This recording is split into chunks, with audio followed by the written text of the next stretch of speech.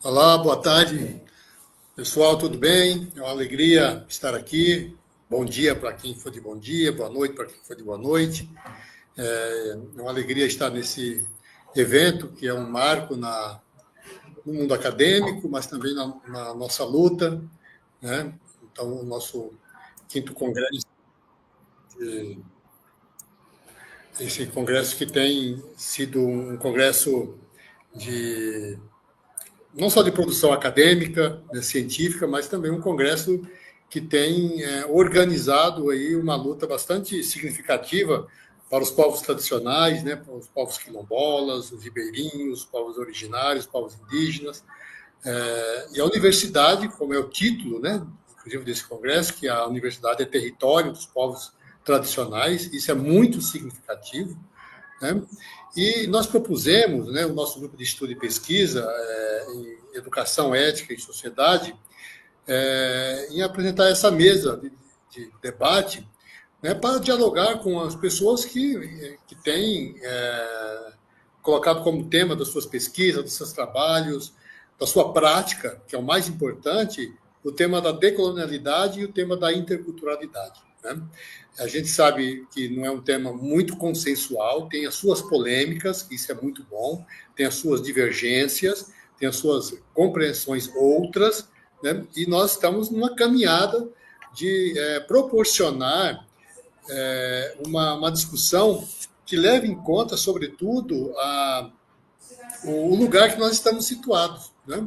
Então, não é meramente o nosso objetivo do grupo, e queremos compartilhar e dialogar com quem está interessado nessa temática, inclusive no ETP que nós apresentamos, o nosso GT, que foi um que esteve até mais, teve um dos mais procurados em submissões de trabalhos, foi um trabalho assim, maravilhoso, com pesquisas extremamente inovadoras e pesquisas que nos alegra muito e nos dá muita esperança, né, para transformar, de fato, a universidade numa extensão da luta desses povos tradicionais que no Brasil e na América Latina, na África, enfim, é bastante significativo, né? Estou aqui ao lado da professora Sueli do Nascimento, que também pertence ao nosso grupo de pesquisa e que tem já feito a sua caminhada no campo da pesquisa e também de militância, dando uma contribuição imensa para evidenciar e trazer para o debate, né, sobretudo a partir do horizonte dos povos indígenas, né, uma perspectiva inovadora, esperançosa para a nossa universidade, e a Unesp, em especial, tem a sua missão em fazer esse trabalho. Então, eu queria saudar a todos, agradecer e passar a palavra para a professora Sueli para que ela faça também a sua saudação.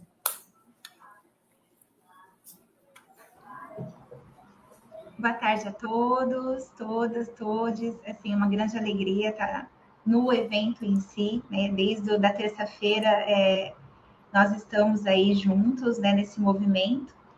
É uma alegria imensa no sentido mesmo da presença sagrada de todos dentro da sua seu local de fala, dentro do que se refere ao seu posicionamento.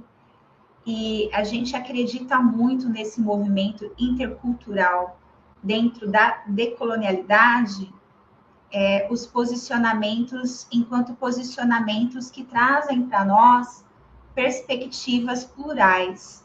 Então, quando a gente pensa em perspectivas plurais, é um movimento de escuta, é um movimento de diálogo, é um movimento onde todos têm o pertencimento de trazerem um pouco do seu conhecimento, desde que se refere às nossas sabedorias, que aqui a gente traz em voga, sabedorias ancestrais, o movimento das nossas pesquisas, desde que se referem a todas as outras sabedorias que são em comunhão conosco, dentro da nossa perspectiva de acreditar na importância das mesmas, né?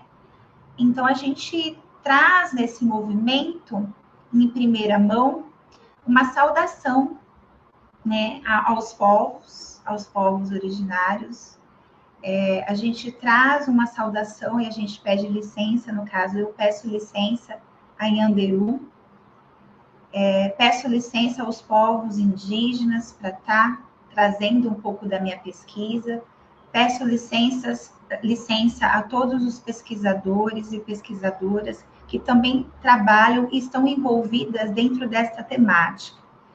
É importantíssimo no movimento de pesquisador, pesquisadora, termos essa comunhão e diálogo no sentido não de uma única verdade, mas no sentido de uma pesquisa que é ininterrupta e que busca trazer um oboé rapé, que na língua guarani Andeva significa o caminho do aprendiz. E esse caminho do aprendiz, ele é infinito. Né? É um caminho que nos provoca a repensar conceitos, a repensar a própria história dos nossos povos, a repensar o quanto eles têm a contribuir quando pensamos em cosmovisão, quando pensamos numa metodologia, quando pensamos numa pesquisa, quando pensamos nas reflexões por meio e intermédio de pensadores latino-americanos. Então, dentro dessa perspectiva, se insere em especial os pensadores indígenas, sejam eles que estão registrados em livros, pesquisas, sejam eles que têm aí a manifestação da sua oralidade em comunhão para nos trazer esses saberes que são tão ricos e substanciais para compreendermos realmente o que é um saber ancestral. Né? Então, nesse primeiro momento, eu saúdo a todos, trazendo um pouquinho desse posicionamento, e, em especial, agradecer ao professor Nelson, coordenador deste evento, que brilhantemente tem feito aí esforços inigualáveis para que estivéssemos aí, para que todos assim pudessem, de alguma forma, contribuir, que incansavelmente estava organizando todos os detalhes, nos bastidores, nas presenças, nas interlocuções. Então, a gente aproveita o ensejo para agradecê-lo e deixar aqui uma saudação em especial. Também quero agradecer os pesquisadores que eu conheci durante o evento, os quais que eu não tive ainda tanto contato, mas que são grandemente importantes para esse movimento. Também quero agradecer, em especial, o nosso grupo GPES, que tem feito esse movimento de ruptura, que é um movimento de ruptura decolonial. Né? A gente tem buscado de forma gradativa, o GPES, para quem não sabe, é um grupo de estudo e pesquisa em educação, ética e sociedade da Unesp de Marília, sob liderança do Alonso, que está aqui presente, e vice-liderança do Genivaldo. Então, é importante a gente destacar esse movimento que nós temos dentro da Unesp e também na instituição que eu estou vinculada nesse momento, que é a UEMS. Então, a UEMS, que é a Universidade Estadual do Mato Grosso do Sul, estou no movimento de pós-doc nessa privilegiada instituição e que também tem um movimento de estar aí conectada a essa ancestralidade, de estar conectada aos povos dentro das suas respectivas regiões e que abraça também a nossa pesquisa, que iniciou no doutorado e que continua no pós-doc. Então, esse primeiro momento é só para a gente saudar e agradecer essas pessoas tão substanciais, que a gente não anda só, né, Alonso? A gente anda no coletivo.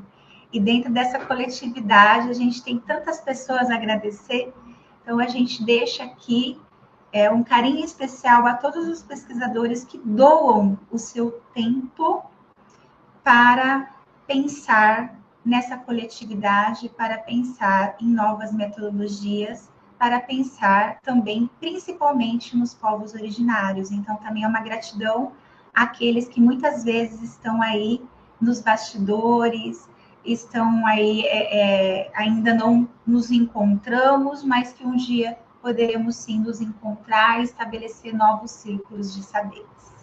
É isso, Alonso, para a gente iniciar.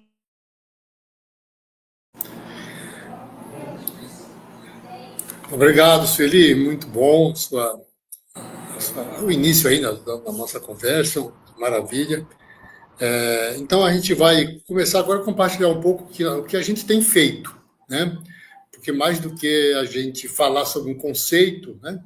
Eu até preparei aqui um monte de coisa para falar conceitualmente, autores, mas a gente gostaria de conversar um pouco sobre o que nós estamos entendendo e o que nós estamos fazendo numa perspectiva decolonial e intercultural, né? Eu queria aqui eu fiz no início também parabenizar o professor Nelson Russo, né, pela competência, pela dedicação em organizar esse evento também, porque sem ele eu acho que esse evento não aconteceria, né? O seu desdobramento desde muito tempo que a gente tem acompanhado e procurado ajudá-lo para que esse evento transcorresse da melhor maneira, né? E trazer temáticas tão pertinentes e tão importantes, né, e atuais para o nosso campo de pesquisa e, no nosso caso, no campo da educação, né? Então, para começar, eu queria também informar que daqui a pouco o professor Pepe Tassati, que é da Universidade Nacional 3 de Fevereiro, da Argentina, ele vai estar aqui conosco também para dar um pouco a sua contribuição desse trabalho que a gente tem feito. Eu vou adiantar algumas coisas e depois ele vai compartilhar também o que ele tem feito e nós fazendo de maneira articulada esse trabalho no Brasil, na Argentina e em outros países, como vocês terão a oportunidade de ouvi-los, né? E aí a Sueli volta daqui a pouco para um pouco falar da sua pesquisa, né? E como que ela está eivada e alimentada e bastante motivada para nós trabalharmos esse projeto, né, decolonizador e intercultural. Tá bom? Então, para que a gente possa, de alguma maneira, começar, eu vou fazer um relato que eu acho que é interessante para quem está nos assistindo, para perceber que é possível, muitas vezes até sem usar a palavra decolonial e sem usar a palavra intercultural, né? Porque muitas vezes, como eu disse em outro momento aqui no evento, até na apresentação dos trabalhos, que muitas vezes a gente acha que colocar no título do nosso artigo, da nossa tese, da nossa dissertação, a palavra decolonial ou intercultural, nós já estamos decolonizando e interculturalizando, né? Não é suficiente, né, que a gente fique muito atento. Inclusive, eu estive num evento umas 2 semanas atrás também, e esse debate apareceu e foi feita essa observação que consolidou um pouco as ideias que nós temos trabalhado, né? Nessa perspectiva de construir e contribuir para os colegas professores que estão diretamente envolvidos. Nós pensamos essa temática para pensar a educação, seja na formação dos professores, seja nos cursos de licenciaturas, por exemplo, nas universidades, no ensino superior, como também na prática do professor na sala de aula. O quanto que nós poderíamos ser mais criativos, mais propositivos, mais protagonistas na construção de materiais, de debates, porque nós sabemos o quanto a escola ela permanece colonizadora ou adota perspectivas didáticas, metodologias colonizadoras, né? E também não se abre também para um diálogo intercultural com o público que frequenta as nossas escolas. E por quê? Desde os cursos de formação, nós temos percebido o predomínio, não é para jogar tudo fora, mas o predomínio quase total de autores que não são latino-americanos. Nem o Paulo Freire, e eu tenho ouvido muitas reclamações de colegas que gostariam de trabalhar mais com Paulo Freire nas escolas, nos cursos de formação, e isso parece que não é contemplado com a envergadura, tanto do nome do Paulo Freire, como também da nossa realidade escolar latino-americana. Né? Outros países, inclusive, já estão avançando muito, né, em incluir autores que pensam a partir de um lugar situado. Né? A educação, a psicologia, a estética, a arte, a política, né? Inclusive até a própria agricultura, pensada a partir de um lugar situado que é a América Latina. Num diálogo, num debate, né, com a própria história que nós temos vivido, né, nesses últimos 5 séculos de América Latina, de Brasil, por exemplo, com o processo colonizador, que foi adentrando, né, que foi fazendo as nossas cabeças, as nossas atitudes, foram construindo os nossos valores, né, e, inclusive, também os nossos projetos pedagógicos, por que não? Inclusive, os nossos projetos investigativos.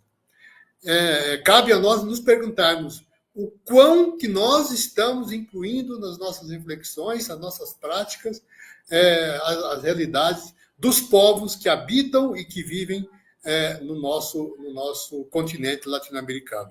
Então, eu acho que isso já é um primeiro passo, que eu acho que não é novidade, inclusive, para se adentrar numa prática decolonial, uma prática intercultural. Né? E, para isso, depois o professor Pepe talvez possa retomar, nós pensamos em trabalhar, que é um primeiro passo que estamos fazendo, em construir, inclusive, materiais didáticos que auxiliem os professores nas escolas a trabalharem com conteúdos interdisciplinares, né?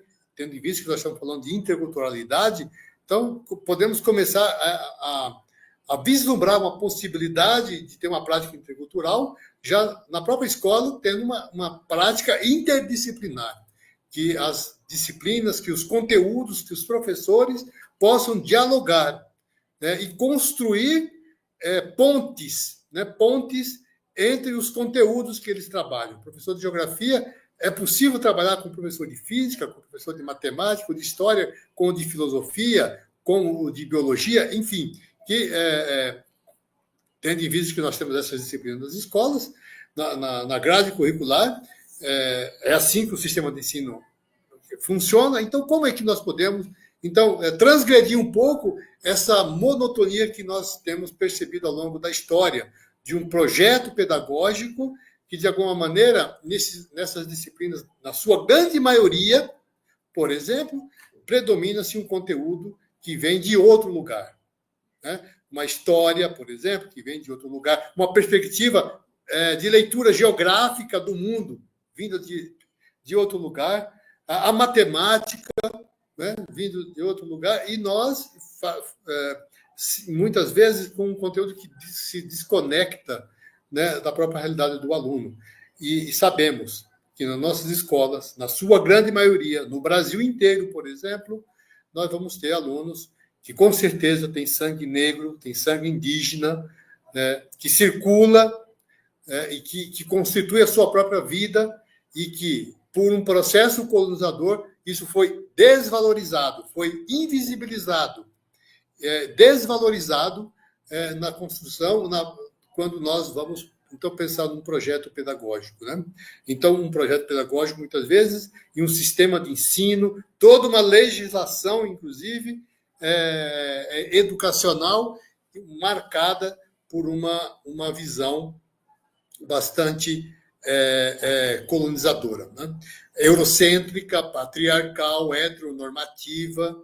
Tudo isso são valores que nós precisamos levar em consideração para pensarmos, então, se de fato queremos decolonizar o processo pedagógico, as escolas, inclusive como instituição, como uma instituição que representa os interesses do colonizador.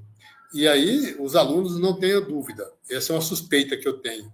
Então, quando o aluno manifesta-se na sala de aula, se desinteressando pelo conteúdo, muitas vezes, né? Claro que não é suficiente essa explicação ou esse motivo, mas podemos dizer que o aluno, quando ele se contrapõe, né, à própria dinâmica da escola, da prática do professor na sala de aula, a própria organização da sala de aula, quando ele se levanta, vai conversar com o seu colega do outro lado da sala, ele quer circular nesse espaço. Né? Será que nós não podemos, inclusive, olhar para o espaço físico da escola e decolonizá-lo? Será que para nós, para o nosso corpo, inclusive, isso é interessante levar em consideração, ele está adequado para esse tipo de escola, né, dos assentos, das carteiras, das cadeiras que funcionam na sala de aula e que nós, de certa maneira, as utilizamos para controlar os corpos, desde a infância. A criança chega brincando na escola, né, toda cheia de vida, e gradativamente nós vamos adequando-a a um padrão de ensino, a uma maneira de ser, a uma maneira de se comportar. E ele, com toda a sua história, não só de ser criança, mas, como nós sabemos, dos nossos povos, que é marcado pela circularidade, pelo caminhar, pelas andanças, né, que fazem nas florestas, né, com o pé no chão. Então, vai imaginar que tudo isso é algo que está de maneira... São os arquétipos que nos constituem e que muitas vezes não são levados em consideração. Né? E pensando nisso, começamos a olhar, então, para alguns autores que poderiam, de alguma maneira, contribuir para esse debate. E aí nós pensamos, então, em um material, isso é um primeiro material que nós produzimos, né? Que são Pensadores Latino-Americanos para a Sala de Aula, é um primeiro volume que nós já está há um certo tempo divulgado, depois eu posso passar o link, que você pode baixá-lo gratuitamente, para você trabalhar. Então, é um material, nesse material aqui, nós trabalhamos com 3 autores, é um material que o professor Pepe, da Argentina, nos ofereceu gratuitamente para que pudéssemos traduzir e divulgar, e fizemos isso. Né? Então, aqui tem um pensador que é o Rodolfo Kusch, que é um pensador argentino, a Silva Rivera Cusicanqui, que é uma pensadora boliviana, e o Aníbal Quijano, que é um sociólogo peruano. Então, nós construímos um material, de alguma maneira, para começarmos de algum lugar. Né? E começar por onde? Por alguém que, no mínimo, começa a construir um pensamento, né, a partir de um lugar situado, que é a América Latina.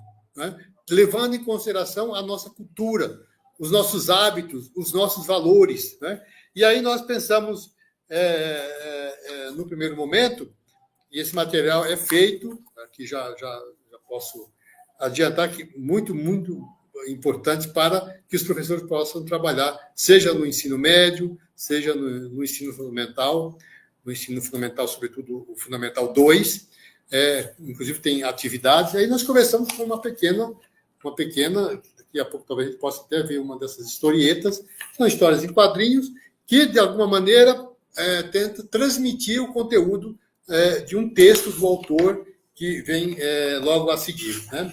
Depois a gente vai passar para vocês aí o material e vocês fiquem muito à vontade para trabalhar.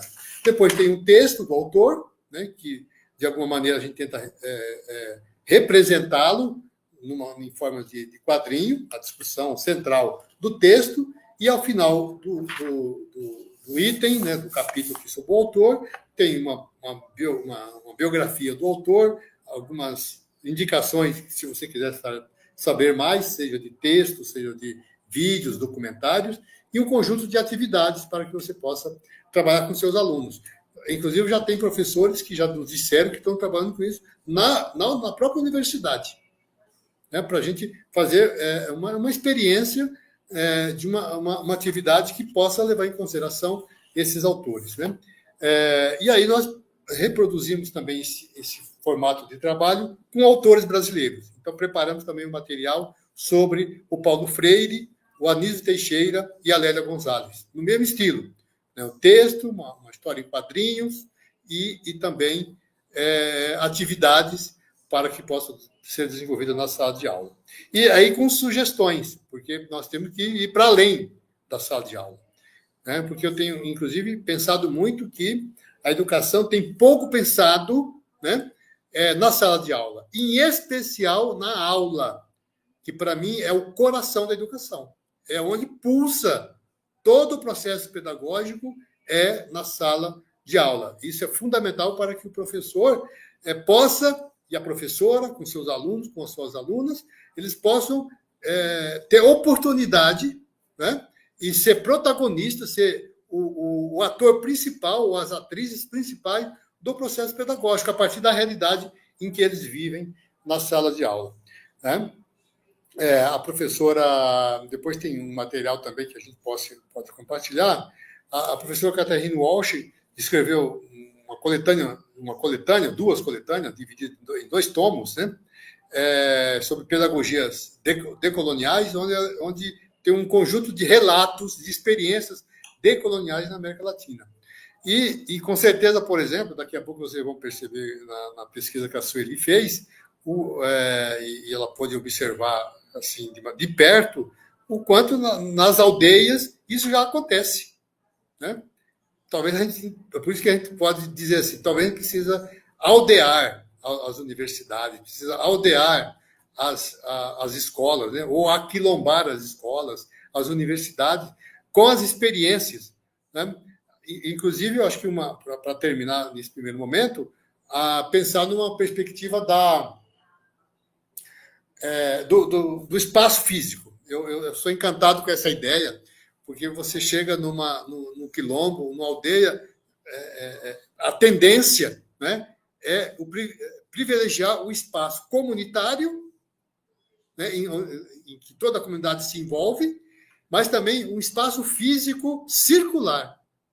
Né? E o Rodolfo Kusch, que é esse autor que está nesse material que eu fiz referência a vocês, ele tem destacado muito essa ideia de um pensamento circular, ou de um pensamento cósmico, né?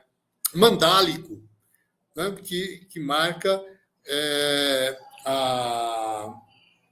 a cultura dos povos latino-americanos, né? Dos povos originários. E ele fez assim, pesquisas e andanças e imersões, né?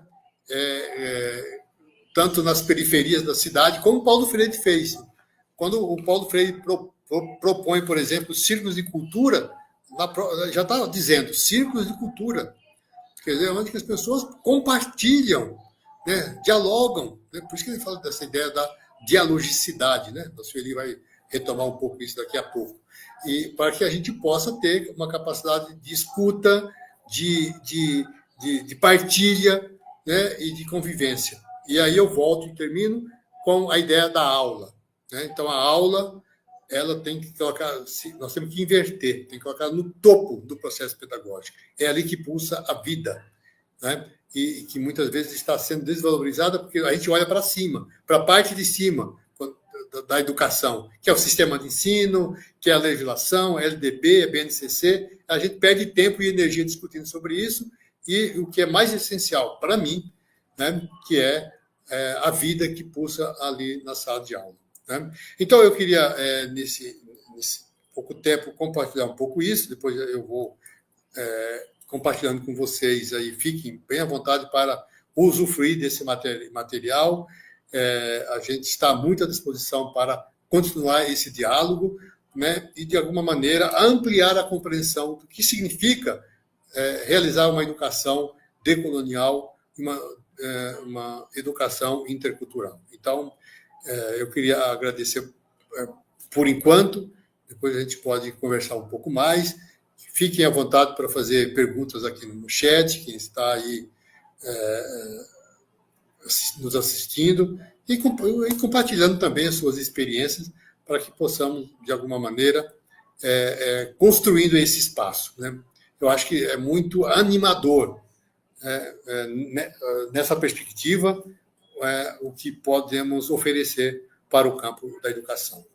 Então, eu queria passar, então, a palavra à professora Sueli, porque ela vai trazer mais elementos, né, bastante concretos de uma experiência de investigação que ela fez, né, que nós fizemos aí no seu doutorado, e que eu acho que é bastante animador. Sueli, fique à vontade. Obrigada, professor. Obrigada pelas essas falas tão substanciais quando a gente pensa nesse movimento, quando a gente pensa no que se refere a dialogar sobre todas essas temáticas, mas, sobretudo, pensar na prática, né?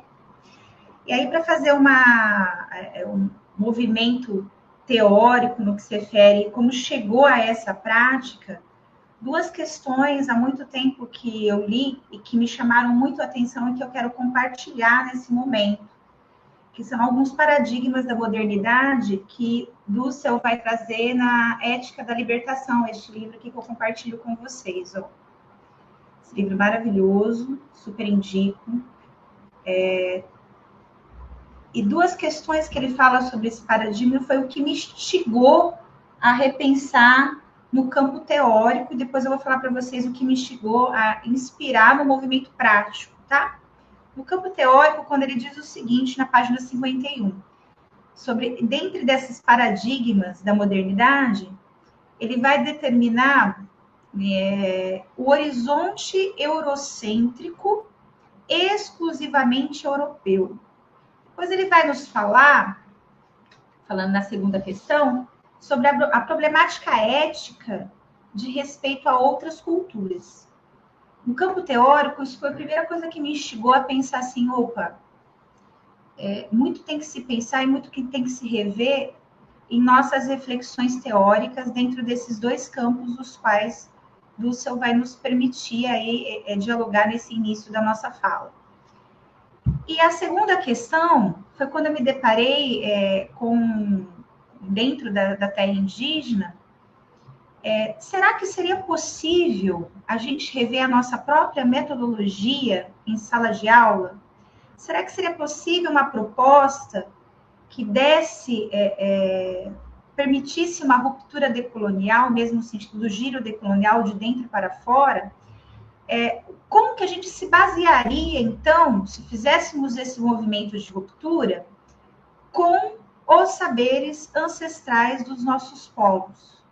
Como que a gente, de uma certa forma, fizesse um diálogo, né? Permitisse esse diálogo, entusiasmo, permitisse esse diálogo no intuito de trazer que esse campo teórico se tornasse prático e, em comunhão, pudéssemos romper um pouquinho com esse tipo de metodologia que nós temos hoje, que é uma metodologia que reproduz esses campos, os quais eu cito, por meio do diálogo aqui desse pensador que caminha nesse movimento decolonial, né? Então, trazer isso para a prática, a gente observa, dialogando com os povos, que uma das questões que nos provoca é o compromisso com as discussões. Se pairarmos por uma proposta de autorreflexão freiriana, se a gente pensar numa filosofia de libertação que traz aqui, que eu acabei de citar o Dussel, quando a gente pensa no que Quijano fala sobre a unilateralidade das visões eurocêntricas, combatê-las e repensar aí numa contra entre aspas, né, no sentido mesmo de provocação, contra um movimento que é esse movimento que a gente observa, que promove essa segregação dentro da educação, que é essa pedagogia da crueldade que está inserida em nossos espaços. Quando eu menciono isso, eu estou me referindo ao movimento da própria pesquisa, da tese, que a gente traz aí do movimento mesmo da pesquisa, do meu doutorado. E nesse movimento, ele estabelece uma escuta, um diálogo com 30 indígenas professores. Depois nós teremos professores da Unesp de Marília, e depois nós teremos professores não indígenas, neste caso, da Unesp de Marília e do município de Birigui, interior de São Paulo. Esses 30 indígenas professores, eles estão situados dentro da terra indígena Araribá. Esse movimento de diálogo e de escuta, muito mais de escuta e posteriormente de diálogo, nos favorece a entender algumas questões.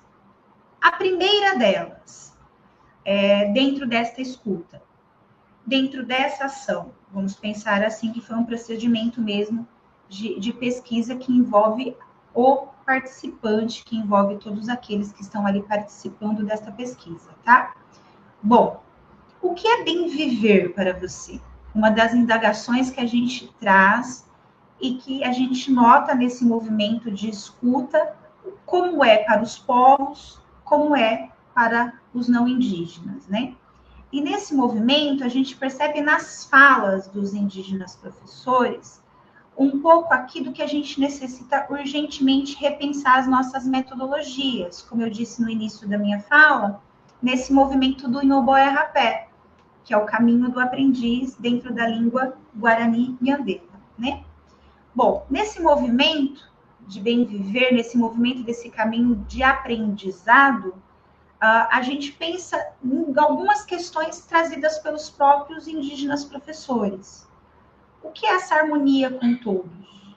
O que é essa paz com a natureza? A sabedoria com o ambiente, a harmonia, o movimento harmônico. O que é esse reportar a hora de falar e a hora de escutar? O que é ter respeito à voz de quem fala?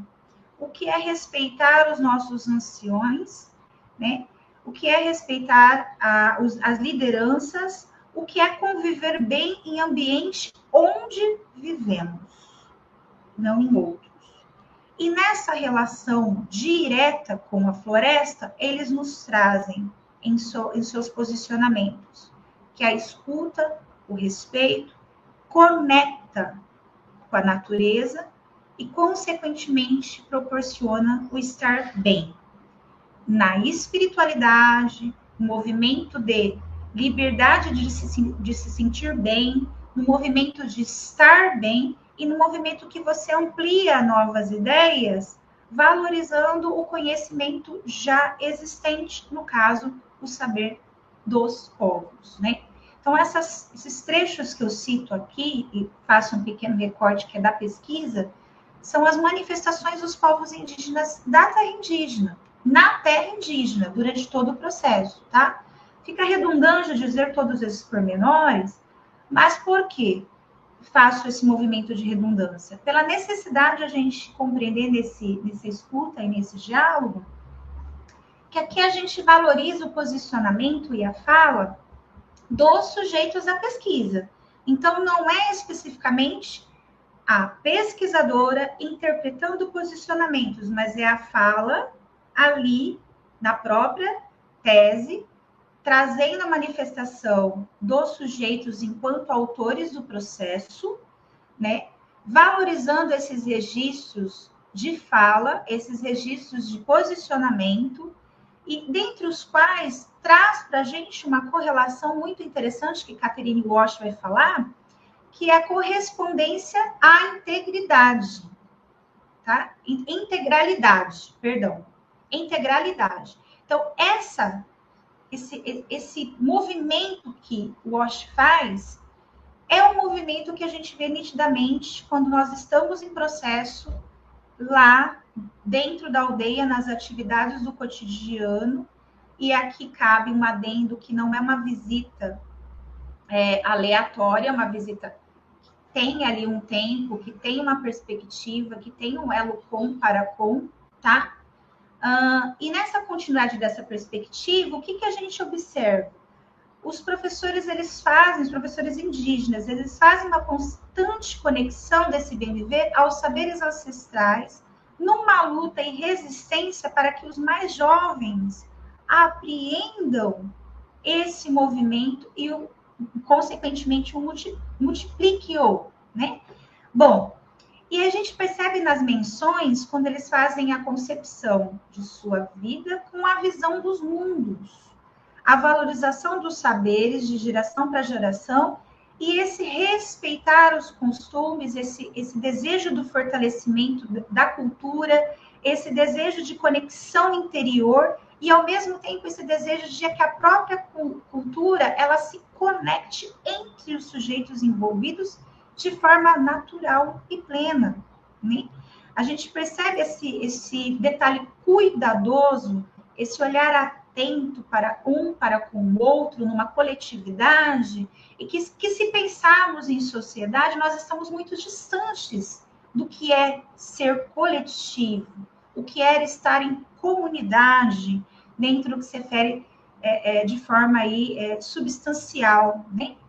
Então, nesse movimento, cabe a gente se manifestar o quanto há uma busca, literalmente, de uma proximidade entre os sujeitos e não um distanciamento, tá? Então, há esse movimento. Quando a gente pensa nesse movimento, ele é um movimento contínuo de relação com o outro, que Levinas vai falar quando a gente pensa no outro, ou outro dentro de uma alteridade. Quando a gente pensa, por exemplo, em outros pensadores latino-americanos que colocam a necessidade da alteridade para que esses processos, e aqui fazendo uma boa pontuação, esses processos que envolvem interculturalidade e decolonialidade para com e com. Quando a gente pensa no com, aí requer interpretarmos esse movimento do ser juntos e não em suas individualidades, nos seus desejos, vamos pensar assim, nos seus desejos mais individualistas. Partindo disso, o quanto nós temos que aprender no movimento da sala de aula, no movimento da educação para com os outros. E aí eu destaco, como os autores trazem para a gente, em letra maiúscula, o outro, em toda a sua intersubjetividade e todos os seus contextos e características que provém aí de uma história e cultura, né? Então, por muito tempo, silenciamos esses sujeitos. E é mais do que a hora de trazermos para as nossas metodologias o posicionamento deles, por eles, na fala deles, né?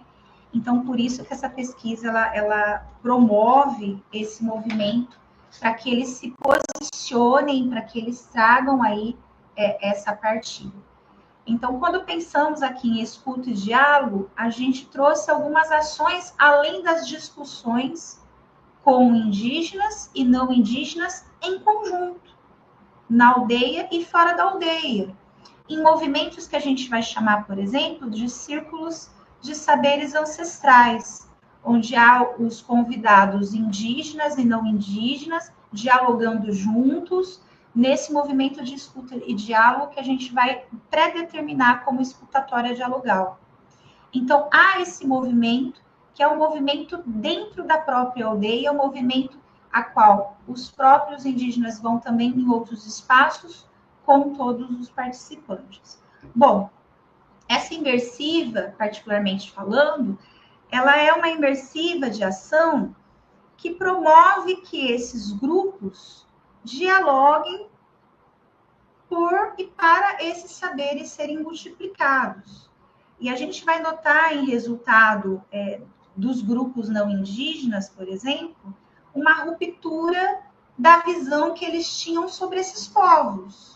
Uma das falas assim extremamente pontuais de um dos participantes, por exemplo, é quando ele cita que ele não imaginava o quanto a comunidade tem uma organização e estrutura própria. Então, isso deveria e poderia estar mais em ênfase nos nossos processos de instrução, nos nossos processos de mediação de conhecimento, quando pensamos na sala de aula e para além dela. Então, certas questões, certas rupturas, movimentos um tanto estereotipados, na sua grande maioria, ainda há uma falta, né, uma ausência, não em todos os espaços, mas uma grande parte desses espaços formais, né, há um movimento de não entender a relação dos povos com o sagrado, dos povos com a terra, dos povos, por exemplo, a gente teve um movimento de levar recentemente alunos graduandos, né, da Unesp de Marília para um projeto de pesquisa maravilhoso da doutora Alessandra, do professor doutor Alonso, professor que está aqui presente, e eu como voluntária nesse movimento. Nós levamos os alunos e a gente percebe o quanto muita coisa eles não sabiam, inclusive as inquietações sobre a espiritualidade, né? Como que é a espiritualidade dos povos indígenas, né? E uma das falas que nos chama a atenção, que é um questionamento de um dos alunos presentes nesse movimento de estar na aldeia e compreender o movimento dessa espiritualidade, é quando o aluno pergunta assim para um dos indígenas professores: mas Tupã é seu Deus? Tupã é o movimento do seu Deus? E o indígena explica: não é bem assim. Essa caracterização, essa forma que se traz de Tupã ser um único Deus ou ser o Deus soberano, é um movimento interpretativo eurocêntrico. Em determinado momento, uma pessoa não indígena interpretou desta maneira e levou desta maneira para fora da aldeia e ficou enquanto verdade. É o perigo da verdade única, de uma única visão, né? Então, quando os povos falam e se posicionam e trazem para nós a sua real espiritualidade, por eles mesmos, a gente permeia e compreende, pelo menos um pouquinho, né, gente? A gente não vai compreender tudo, mas vai compreender um pouquinho do que é esse movimento. Que para o movimento também dentro da aldeia, a espiritualidade também é um movimento de aprendizagem, é um processo também de ensino-aprendizagem. Está dentro desse processo. Ele não está fragmentado, ele não é isolado, né? Então, isso a gente tem muito que aprender, principalmente nas organizações aí das escolas indígenas em campo de metodologia em especial, né? Que aí a gente vê uma diferença gigante de como é a forma conduzida de uma escola indígena por indígenas e a forma como a gente vê uma escola não indígena conduzida fora de uma terra indígena, né? O quanto as professoras não indígenas vão e observam esse movimento e olha, puxa, eu gostaria tanto que na minha escola fosse conduzido dessa maneira esses procedimentos, que é o procedimento que eu retomo um pouquinho a minha fala, olhar o outro e não num processo de individualidade, que é o que a gente vê nessa sociedade que muitas vezes resiste a valorizar uma cultura tão rica, né? Então, nesse primeiro momento, eu queria trazer um pouquinho dessa fala, um pouquinho desse movimento para a gente, né? Eu deixo aberto aqui para algumas perguntas, se quiserem questionar. Eu volto a agradecer. Aqui a gente tem a presença do professor Tassage. Que alegria! Olá! Olá, professor! Hola, ¿qué tal? Buenas! Hola, ¿qué tal? ¿Cómo va? Sim! Un gusto. Ó, Maria aqui. Obrigado, Sueli. Maravilha. Obrigada. Vamos esperar aqui as perguntas. Eu só queria avisar o pessoal que nós estamos colocando aí no link do YouTube, lá na página do YouTube, os links, né, dos livros que eu fiz referências e de outros que o grupo tem publicado, todos gratuitos, é só baixar, ler, tem muitas contribuições riquíssimas aí. Tá bom? Então, eu queria agradecer a presença do professor Pepe Tassati. Professor Pepe, já falei aqui do nosso material, tá certo? E muito bom. E eu já falei de nossa associação, de nossa cooperação, e passo a palavra a ti para que vos pueda explicitar um pouco nosso trabalho. Essa mesa se chama Decolonialidade e Interculturalidade e creio que nós estamos no caminho certo fazendo isto. Muitas graças e a palavra é tua. Graças. Un gusto, Alonso. Un gusto, Sueli. ¿Cómo va? Que vivir es un incierto, es algo que no se tiene certeza, pero siempre necesitamos estar alojados en algún lugar para desde ahí provocar alguna diferencia. Seguramente el campo académico necesita registrar las acciones, ¿no? Si yo tiro algo, las cosas caen, y entonces todos vamos a decir que las cosas caen por la ley de gravedad. Quizás es cierto, pero es nuestro conocimiento que tenemos en esta época. Si hubiésemos encontrado la posibilidad de encontrarnos hace 2000 años, esas cosas que caían tendrían otro sentido, otra organización, y tenía que ver con que las cosas volvían a su eje. Pero eso lo decía Aristóteles. Pero si tenemos la posibilidad de encontrarnos dentro de 5000 años, evidentemente las formas argumentales de sentido, de sistematización de la acción, que las cosas que caen, dependen de la argumentación sólida de una época. En definitiva, la ciencia es un refugio necesario que extiende la posibilidad de un bienestar, que nos da conocimiento y nos permite una nueva perspectiva. Pero la ciencia no es infalible. Piensa todo, pero puede aparecer algo de lo que no tiene registro, la pandemia. Y en eso me parece que el vínculo entre uno y otro está en relación siempre a cómo uno se relaciona con el otro. ¿Cuál es la posibilidad de entendimiento entre uno y otro? Pero lo que hay siempre es un vacío. Siempre hay algo que no se puede registrar. Porque el otro escucha en mi voz tantas otras voces del pasado, del imperio, que habitó en mi territorio, el imperio español. Mientras el imperio portugués habitó, ancló y generó un imperio en un territorio brasilero. Por eso, entenderse entre uno y otro es una voluntad de disposición. ¿Qué significa? Significa que hay una disposición de entendimiento. La interculturalidad es una forma de tramitar la diferencia.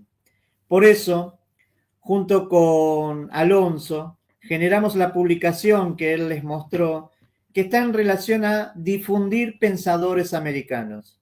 Pensadores americanos que en la currícula tan cierta, tan pulcra, no están aquello de los más cercanos, los más próximos, los que habitan con nosotros, tanto sea los niveles de anhelos, deseos o la crueldad del ejercicio de poder de los poderosos. Por eso es fundamental trabajar a Aníbal Quijano, a Silvia Rivera Kuczynski desde Bolivia, a Aníbal Quijano desde Perú, a Yamandu Acosta desde Uruguay, a Milton Santos desde Brasil, a Freire desde Brasil, a Rita Segato desde Argentina, a Revelato desde Uruguay, a Santiago Castro Gómez desde Colombia. Son muchos. Lo que pasa es que la currícula eurocéntrica, constituida por el gran otro que constituyó el imperio, que fue el pasado, que constituyó los modelos económicos, políticos y sociales, olvidaron de que nosotros necesitamos tener un lugar de enunciación. ¿Y ese lugar de enunciación cuál es? Es el lugar simbólico de vida. De última, la cultura es la necesidad de registrar un domicilio existencial para alojar una vida. Y el símbolo específico de la cultura está dado siempre en un paisaje. Por eso, el aporte de historietas que nosotros hicimos, historietas educativas, en cuadriños, que para que puedan ser trabajadas en el aula. De esta manera, el aporte que generamos, que hicimos y que seguimos extendiendo está dado por Leila González, está dado por Pablo Freire, está dado por Anísio Teixeira. Anísio Teixeira es un grande del pensamiento americano. Es uno de los que decía pensamiento, educación superior. ¿Superior a qué? Era el que necesitaba la necesidad de constituir una educación pública, y pública en el entendimiento de un lazo común. La interculturalidad no es otra cosa que esa tramitación de la diferencia en un lazo común. En épocas de vientos fuertes en la humanidad, desde fundamento de la necesidad de un lazo común por los poderosos, de separar, digregar, ¿no?, las relaciones para que no haya vinculación entre las instituciones, entre los sectores, entre los movimientos, entre las posibilidades de generación de organización. Aportar pensadores americanos tiene que ver con eso, con un lugar de conjugación de un nosotros, porque detrás de todo yo siempre hay un nosotros. Voy a ver si puedo presentar acá un PDF. Primero lo voy a abrir. Que tiene que ver como cómo conceptualizar la interculturalidad.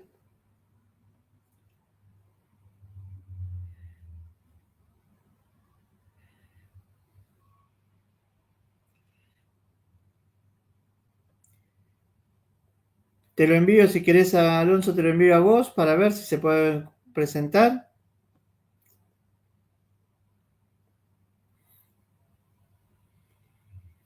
Y Pepe, puede enviar por el WhatsApp, que yo abro acá. Bueno, ahí intento. Dame un segundo. Te envío por correo, si puede ser. ¿Qué tiene que ver con cómo conceptualizamos la interculturalidad? La interculturalidad crítica, lo que nosotros denominamos interculturalidad en el ámbito específico de la educación. Un segundo, porque a veces cuando uno quiere apurarse, no es lo mejor y tiene todo que armar despacio. Bien.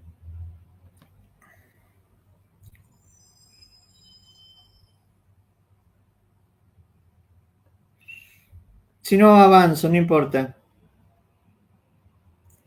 Bien, la tecnología es así. Es un requisito que necesitamos y cuando lo queremos usar, a veces provoca impedimento. ¿La interculturalidad es una interculturalidad de diferencia? Sí. ¿La interculturalidad es una posibilidad de posicionamiento? También. ¿Pero es una disposición de uno a otro? Sí. Y tiene que ser una interculturalidad crítica. ¿Qué significa crítica? Crítica en relación a que hay un ejercicio de poder entre uno y otro. En la humanidad, a lo lejos en el tiempo, no fue la constitución del lazo de generosidad, del don y de la reciprocidad. Fue el ejercicio de la dominación lo que constituyó la historia hace millones de años. Y en el ejercicio social que habitamos, utilizamos conceptos que es simplemente reparar el daño constante en el que vivimos. Y para reparar el daño, ¿solamente es un tema simbólico, de concepto? ¿O es un ámbito de posibilidad de habitar en conjunto con el otro? En épocas donde el liberalismo como corriente filosófica de vida, que entiende de que todos somos iguales, pero y todos podemos progresar, es un engaño permanente de algo que no es así. No todos tenemos las mismas condiciones para progresar. Y la otra gran corriente del otro siglo, de entender de que las cosas, la vida está dada por diferencia, bien, no somos iguales, somos distintos, y lo que mueve la historia es el conflicto. Pero no es ni una ni otra, sino es la convivencia de estas dos cuestiones. Por eso, las clases dominantes generan la ilusión necesaria del progreso como un ámbito evidente del desarrollo humano. Pero el conflicto, esencial en la vida cotidiana, para poder después despejar durante el día todas las otras cuestiones de la búsqueda de un bienestar. Pero entre una y otra siempre hay una tercera posición que está dado en una forma armoniosa y equilibrada para poder llegar al objetivo. Por eso la interculturalidad es una disposición, es un encuentro, es una posibilidad de entendimiento, de comprensión, de conciencia, de percepción. ¿Pero para qué? Para vislumbrar en los escenarios comunes algo que va mucho más allá, que se conoce para vivir y no por el puro hecho de conocer. Ahí es el entramado que trae Rodolfo Kusch. En ese entramado fundante de esa posibilidad de que las cosas no se conocen porque sí. No es que yo sé que no sé nada, como decía alguien en algún lugar de Atenas. No es, como decía en algún lugar de Francia, ¿qué es lo que sé? Montaigne. Sino se conoce para vivir, como decía Rodolfo Kusch en América. América es una forma de enunciación. Es un lugar de sentido en el universo. Es una forma de refugio, de cobijo, donde evidentemente nosotros en el mestizaje, en el bricolage, en la fagocitación, tramitamos una forma cultural de vida. Y me parece que ahí lo importante es encontrar un lugar de enunciación. No se trata del gran otro, el imperio, que nos dejó la cultura, lo económico y lo político, sino que en esta colonización que vivimos, el ejercicio invisible de lo que no se fue y nos habita, tenga otra posibilidad de tramitación más beneficioso para todos. La educación es uno de los instrumentos en esta guerra civilizatoria, pero a la vez aumenta las expectativas y acrecienta las esperanzas. Es ahí donde la interculturalidad tiene que tener esa posibilidad de escuchar los saberes situados, los saberes interculturales, los saberes que traen las nuevas generaciones, los saberes que traen los pueblos originarios, ¿bien? Los pueblos ancestrales. Es la posibilidad de que tanto los saberes socialmente significativos que asume un docente en la transmisión pueda ser constituido en la escucha de quienes traen otra forma de conocer la vida y tramitar la vida con la naturaleza. Por eso, la planificación, la del docente, no tiene que ser una planificación rígida, no tiene que ser solamente eso, tiene que tener una planificación que antecede, preside la acción. ¿Qué significa? Que la planificación no es una letra con punto final, es una letra con punto continuo, con punto aparte. La oración debe continuar y tiene que estar atento el docente a incorporar esos núcleos de interés que traen los estudiantes para que esa planificación asuma una interculturalidad, no como un respeto de tolerancia, sino como una disposición de encuentro. La tolerancia no es otra cosa que una astucia de la razón para que dejar al otro que sea diferente. El otro en sí mismo es diferente. Lo único que tenemos de común es la diferencia. Por eso el sistema educativo a veces cae en el imaginario fallido de pensar de que si todos entran distintos van a terminar iguales, cuando lo único igual que tenemos es la diferencia. Ahí me parece que hay que buscar el punto, en nuestra forma de organizar la vida que está dado por las lógicas. Y no es que la lógica sea esto o aquello, porque esta forma binaria de pensar esto o aquello no nos deja ver la dinámica del movimiento. Como la página, que espero que Alonso les pueda mostrar, de Pensar en Movimiento, que es una página con distintas entrevistas, historietas y escritos que ustedes pueden acceder pública, dinámica y libre.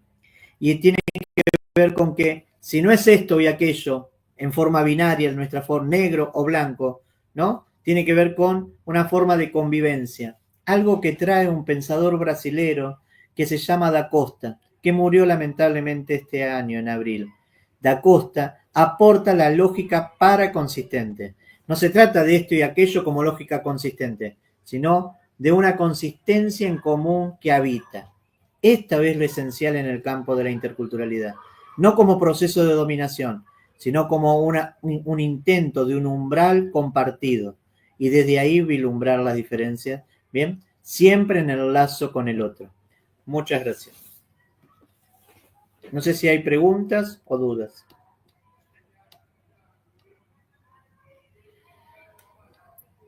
Olá, Pepe. Muitas graças por tua contribuição. Tranquilo. Creio que este trabalho que nós estamos fazendo, de minha parte, bastante esperançoso, comprometido, né? Liberador, progressista, né?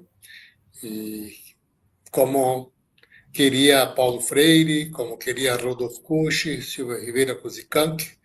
Então, por isso que estamos insistindo em trabalhar também com pensadores latino-americanos, porque, además de falar nossa língua, também viveram em nossa realidade, e compreendem nossa realidade. E, portanto, em seus escritos, em suas reflexões, estão muitas sugerências de propostas para pensar, por exemplo, no campo da educação, coisas inovadoras, práticas, né, progressistas, emancipadoras. Então, nada mais que escuchar los hermanos, los parientes, ¿eh? Nuestros parientes quilombolas, indígenas, las personas que habitan en la periferia de las grandes ciudades, en pequeñas ciudades, pequeñas villas. Entonces, muy importante. No sé si algún colega que está en el YouTube quiere hacer alguna pregunta, o a professora Sueli hacer algum complemento em suas ideias, seja à vontade.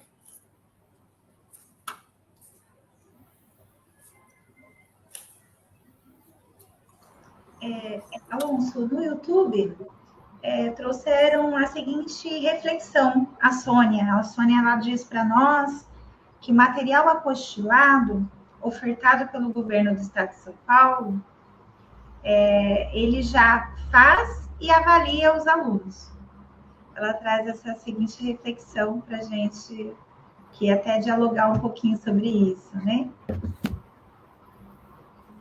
Sim, se eu entendi bem, a ideia que estamos vivendo no estado de São Paulo, sobretudo, mas está se difundindo por todo o Brasil, que é a ideia de um processo de platamorfização da educação, né?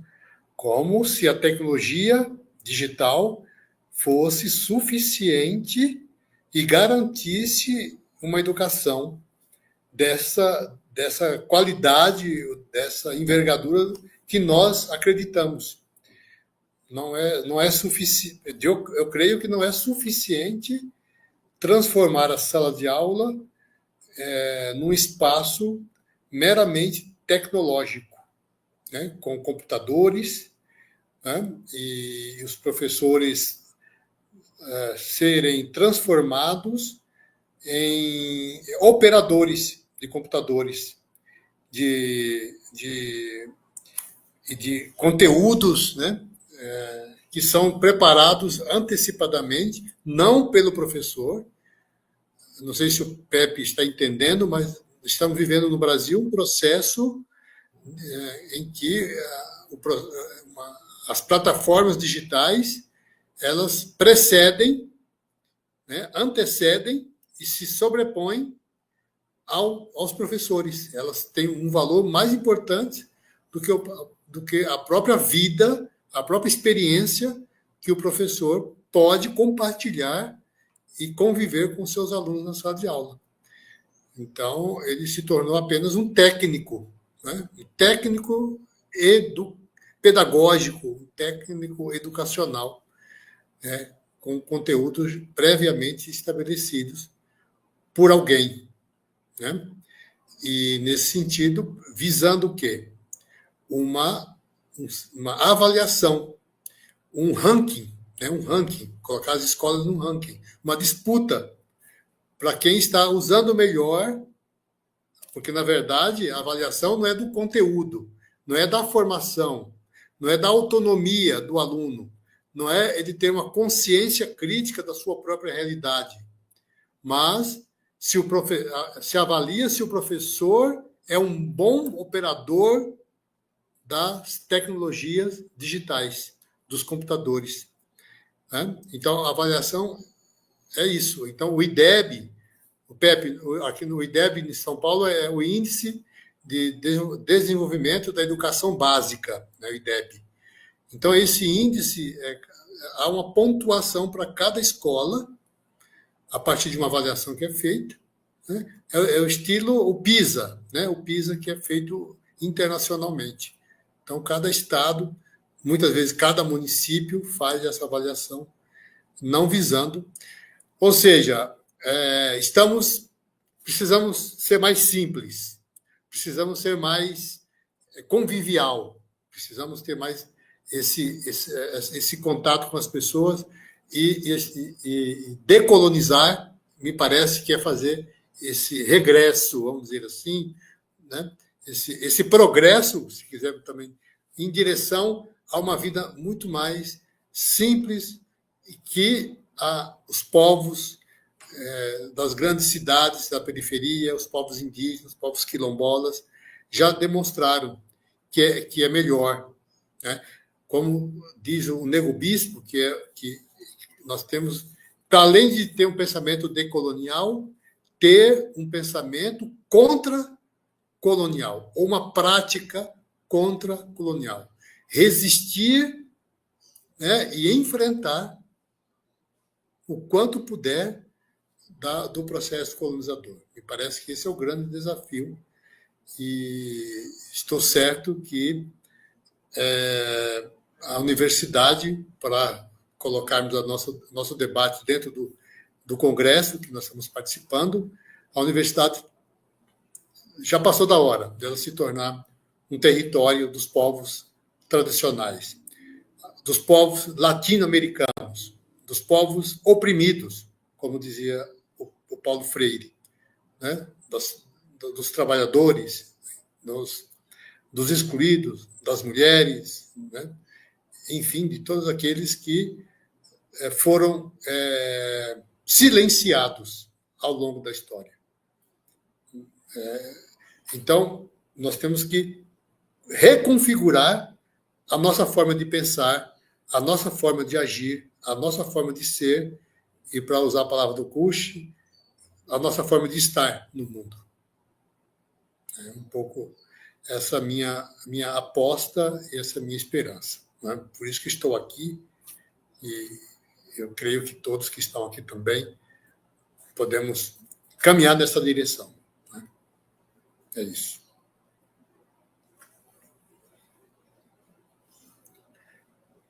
¿Algo a complementar, Pepe? Sí. Sueli.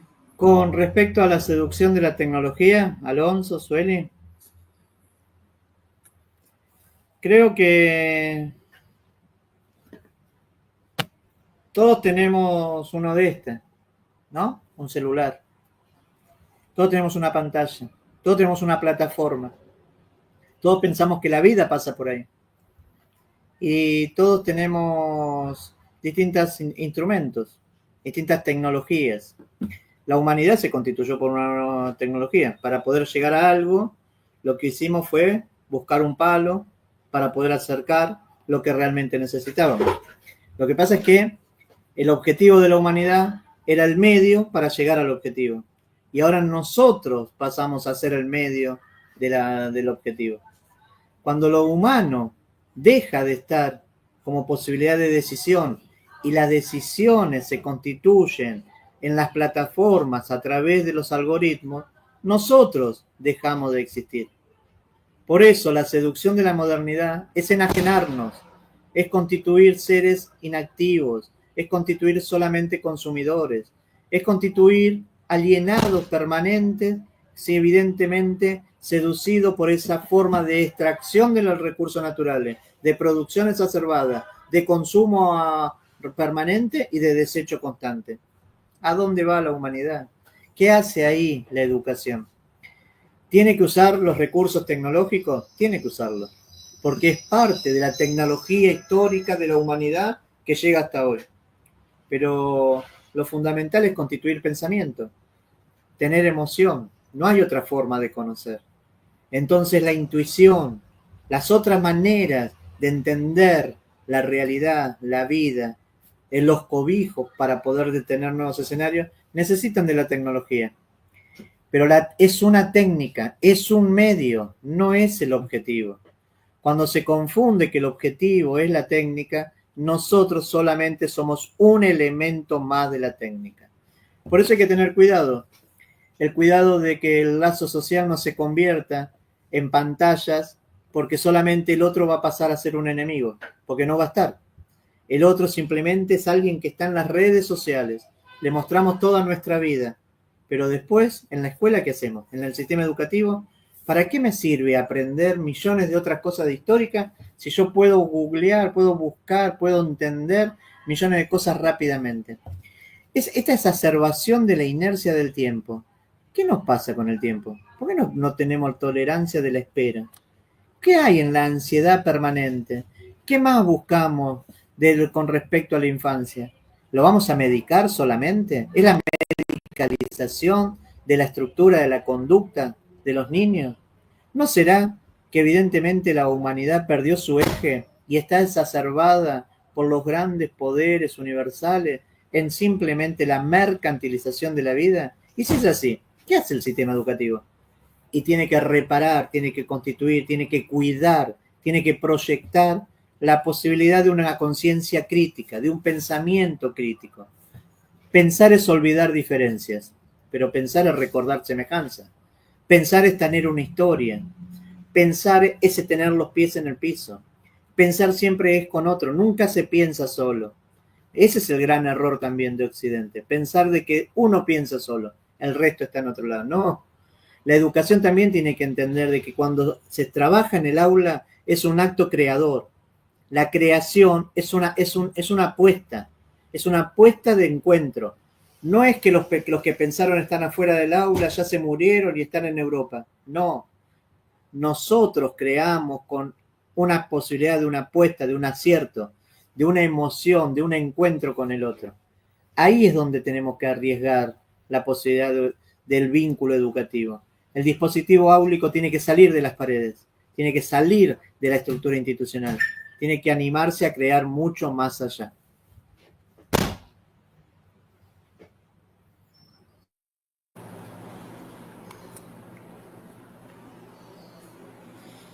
Tudo bem, Sueli? Gostaria de fazer alguma coisa? A Miriam Pérez, traz aqui para a gente uma questão de discussão muito interessante. Ela fala aqui no YouTube sobre as tecnologias sociais. E muito bem lembrado, porque quando a gente pensa em tecnologias sociais, a gente vai alinhar tanto as técnicas por si só, os respectivos métodos, mas a gente vai interagir com o conhecimento popular e científico para buscar aí resoluções de problemáticas sociais para uma melhor qualidade de vida. Então, é interessante quando ela faz essa relação com a tecnologia social, né, as tecnologias sociais, porque é uma das discussões, inclusive, que a gente pode observar na ODS. Para quem não sabe, ODS são os Objetivos de Desenvolvimento Sustentável feitos pela Organização das Nações Unidas, a ONU. Então, dá para a gente fazer uma aliança, vamos dizer, uma conexão, talvez pensarmos aqui numa conexão intercultural, por meio aí para a educação, dessas tecnologias servirem de instrumento dentro dessa perspectiva de conexão com as comunidades, sejam elas comunidades de conhecimento popular, é que a gente pode abranger a discussão. Comunidades urbanas, rurais, movimentos sociais, pensar aí em todas as comunidades tradicionais que envolvem o nosso país. Então, dá para a gente pensar em diversos pontos que permeiam e poderiam se conectar e trazer aí uma outra discussão de como fazer isso e com quais critérios e objetividades aí para se posicionar diante das mesmas, né? Então, é interessante que ela colocou. Agradeço muito, Miriam, tá? Pela sua colaboração, porque traz uma outra forma da gente discutir aqui, né?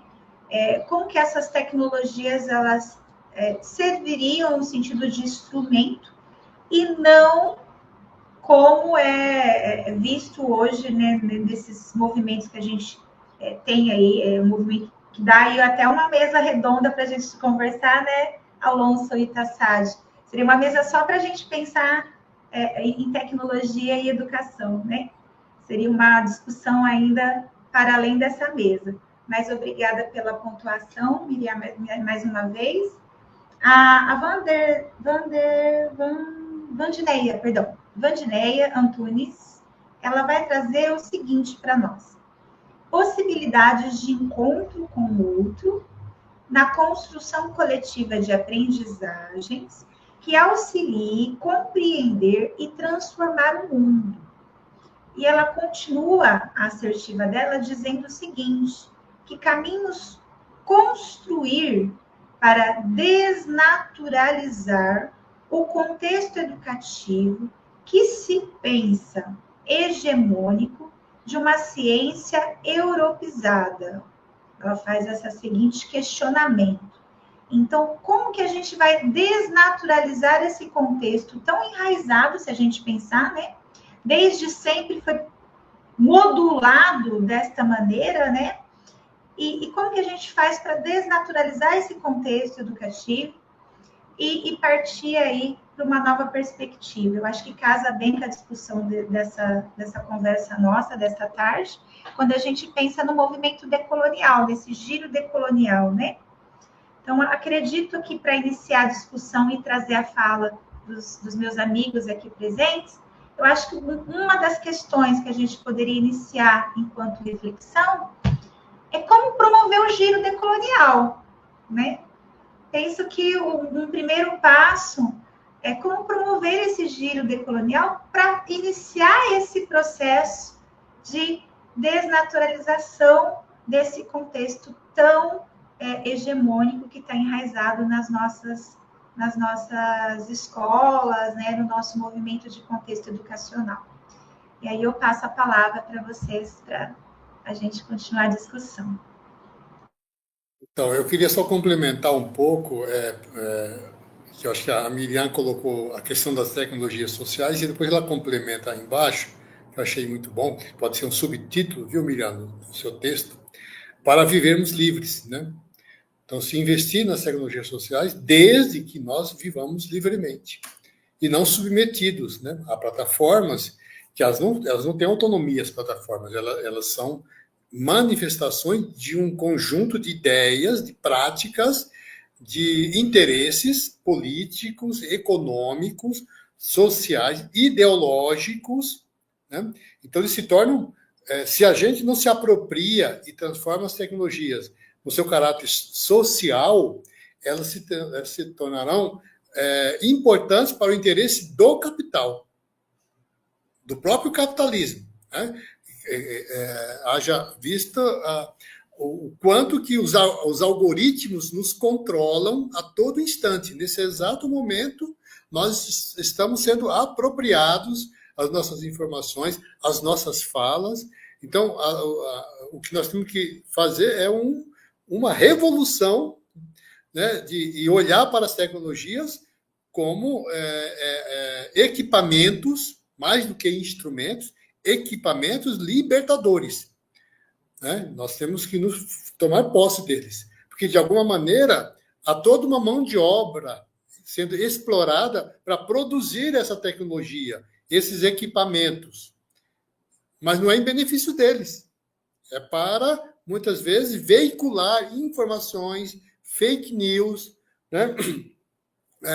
Então, como o Pepe falou do próprio celular, ele pode ser um instrumento fundamental. Eu acho que ele encurtou distância, né? Ele nos aproximou, ele nos acercou cada vez mais para que a gente converse. Mas isso, em que medida, do ponto de vista ético, né, do ponto de vista moral, em que medida isso nos tornou mais livres ou nos tornou escravos?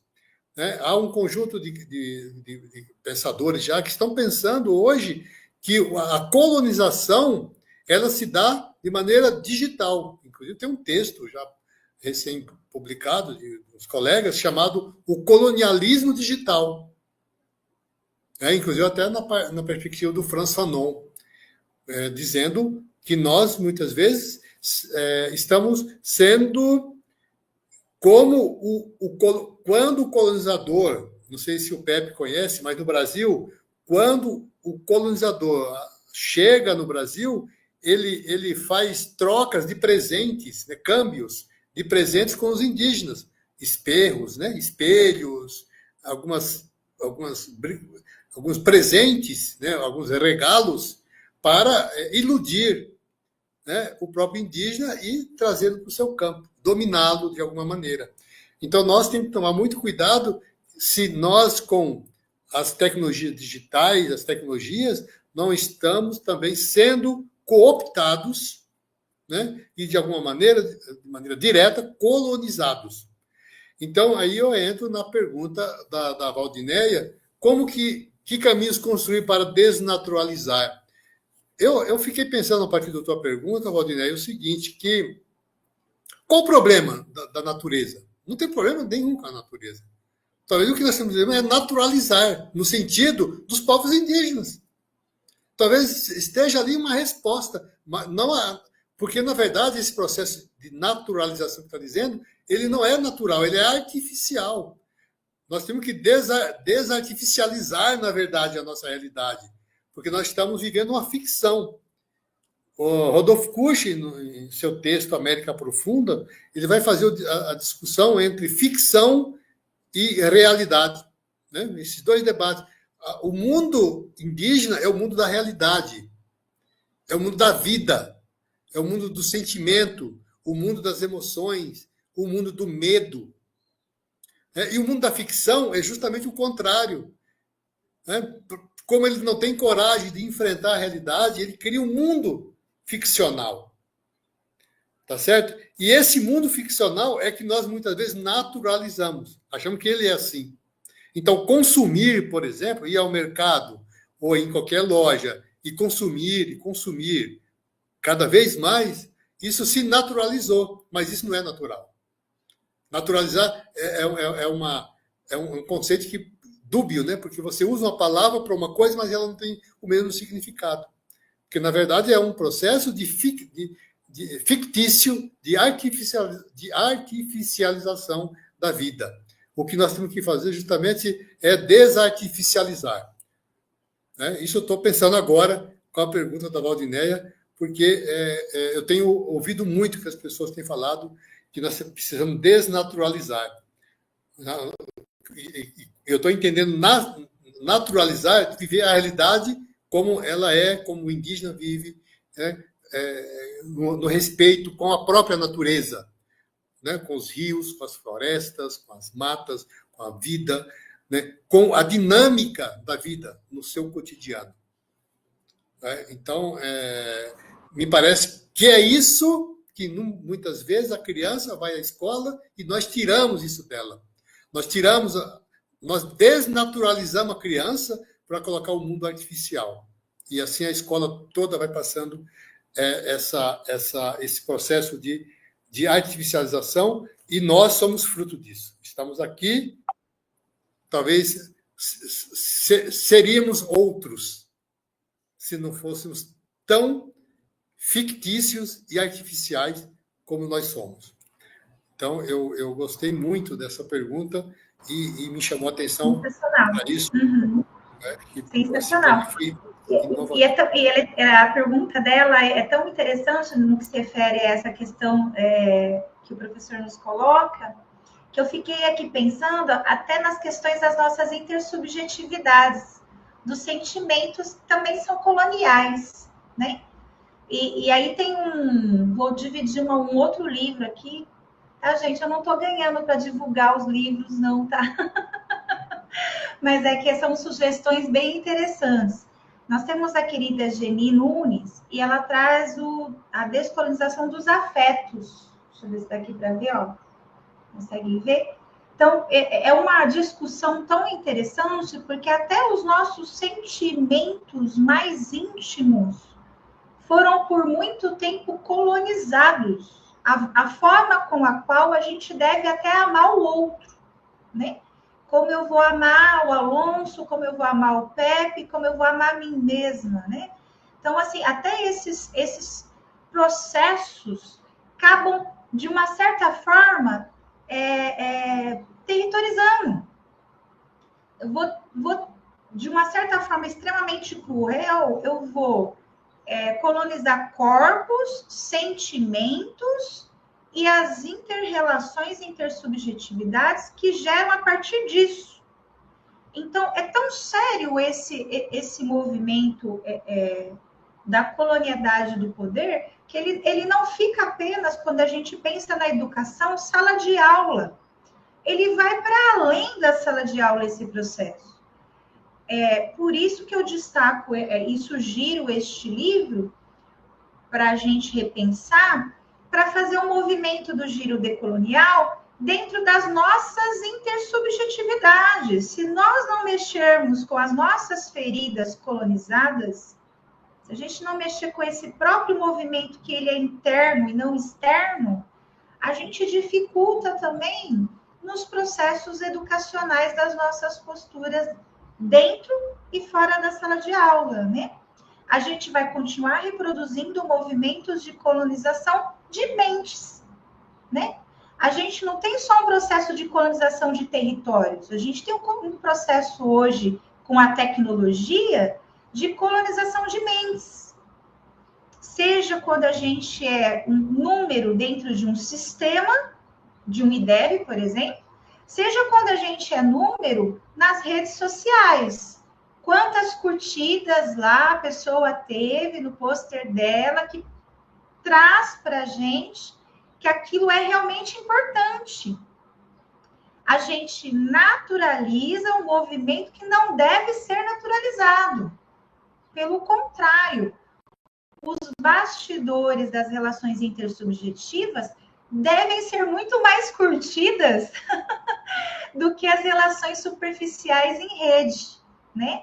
Então, é só para a gente ampliar um pouquinho. Ela está perguntando o nome da obra. É isso, querida? Ó, vou colocar aqui novamente, ó. Descolonizando afetos e experimentações sobre outras formas de amar, tá?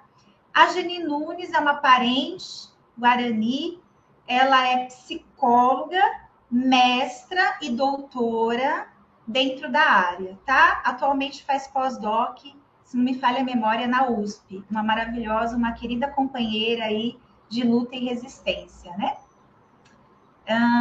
Bom, eu finalizo a minha fala complementando com essas inter-relações aí que também estão conectadas quando a gente pensa em aldear, né? Reflorestar as nossas mentes, reflorestar as nossas práticas, reflorestar as nossas atitudes, reflorestar as nossas relações, reflorestar as intersubjetividades que foram até então tão colonizadas. Tá? É isso.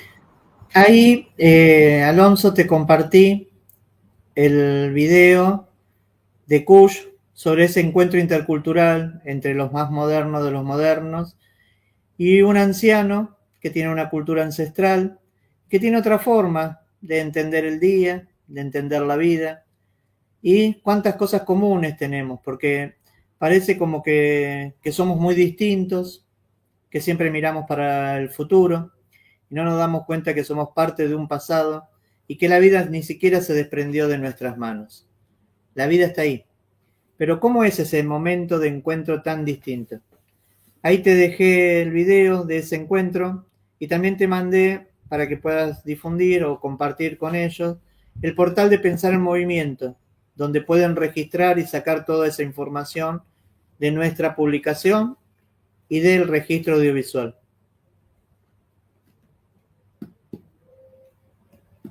Graças, Pepe. Já isso. Já compartilhei. Bien. Também uma página do livro que Sueli também falou. Então, eu creio que há trabalho aí para os dias seguintes que vêm, para que todos possam ler, acompanhar, ver os vídeos e nos colocamos plenamente à disposição de todos para conversarmos, né? Estamos aí. Eu sou professor da Unesp de Marília, né? A Sueli é professora lá em Birigui. Depois ela fala aí onde, e o professor Pepe é professor na Universidade Nacional 3 de Fevereiro, na Argentina. Em março do ano que vem, aproveitando, queremos já começar a divulgar, vamos realizar um seminário internacional na Unesp de Marília, com a presença do professor Pepe, evento no qual vamos discutir o pensamento do Rodolfo Kusch, Lélia Gonçalves, Paulo Freire e Rita Segato. Vamos compartilhar esses pensadores que têm nos ajudado muito a nos tornarmos cada vez mais seres humanos um pouco melhor, um pouco mais abertos. Un poco más crítico, un poco más Sí. auténtico, un poco más Isso. americano, menos Isso. colonial. Menos colonial, é isso. Você quer fazer uma saudação, um saludo final, Pepe? Gracias por la invitación, siempre es bueno estar.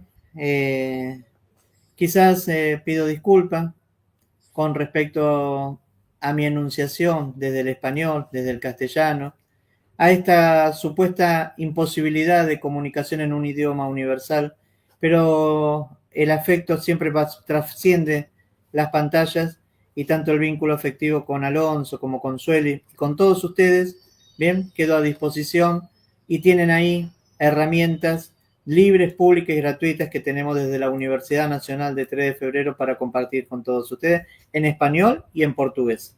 Muchas gracias. Eli?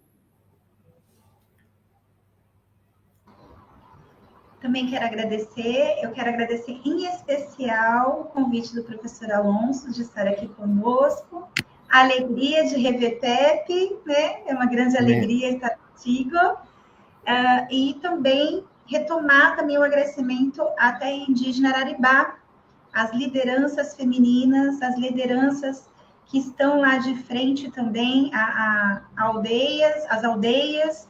Também agradecer a Vanuíri, a aldeia Vanuíri, também agradecer a aldeia Catu, são parceiros aí de pesquisa, são parceiros de movimento, aos artesãos que fazem todo o movimento dessas aldeias, aos indígenas professores e todos que nos estão ouvindo nesse exato momento.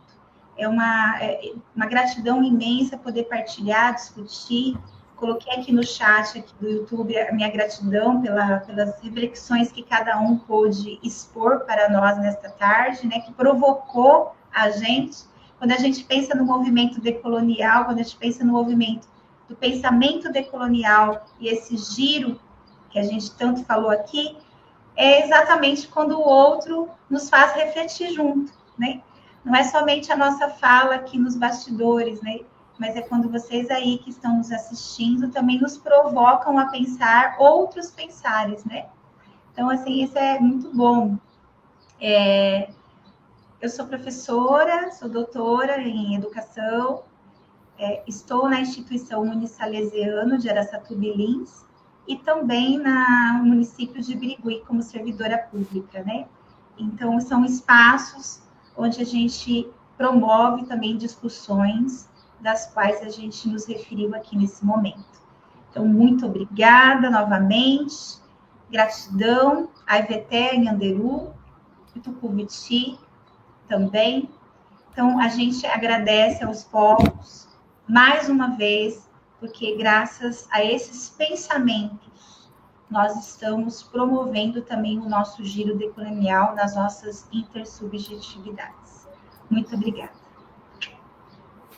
Muito bem, obrigado, Sueli, obrigado, professor Pepe.